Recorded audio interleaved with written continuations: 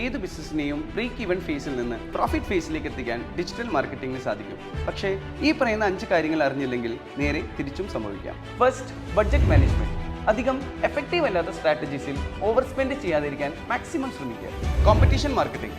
നമ്മുടെ കോമ്പറ്റീറ്റേഴ്സിന്റെ മാർക്കറ്റിംഗ് സ്ട്രാറ്റജീസിൽ ടാക്ടിക്സിലൊക്കെ ഒരു കണ്ണുവെക്കുന്നത് നല്ലതാണ്, but definitely only within A limit. Customer reviews, അതായത് ജെനുവിൻ ആയിട്ടുള്ള കസ്റ്റമർ റിവ്യൂസ് മാക്സിമം എൻകറേജ് ചെയ്യുക. പോസ്റ്റ് റിവ്യൂസ് മാക്സിമം ഒഴിവാക്കുക. ഇത് ലീഗൽ ഇഷ്യൂസും നമ്മുടെ റെപ്യൂട്ടേഷനെ ബാധിക്കുന്നതുമായിട്ടുള്ള ഇഷ്യൂസിലേക്ക് നയിച്ചേക്കാം. Influencer marketing.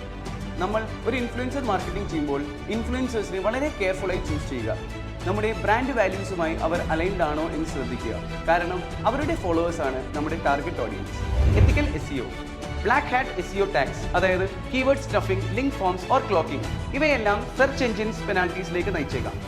ഈ 5 ക്രൂഷ്യൽ പോയിന്റ്സ് അറിഞ്ഞിരുന്നാൽ നിങ്ങളുടെ ബിസിനസ്സിനെ നിങ്ങൾ ആഗ്രഹിക്കുന്ന ലെവലിലേക്ക് ഡെഫിനറ്റ്ലി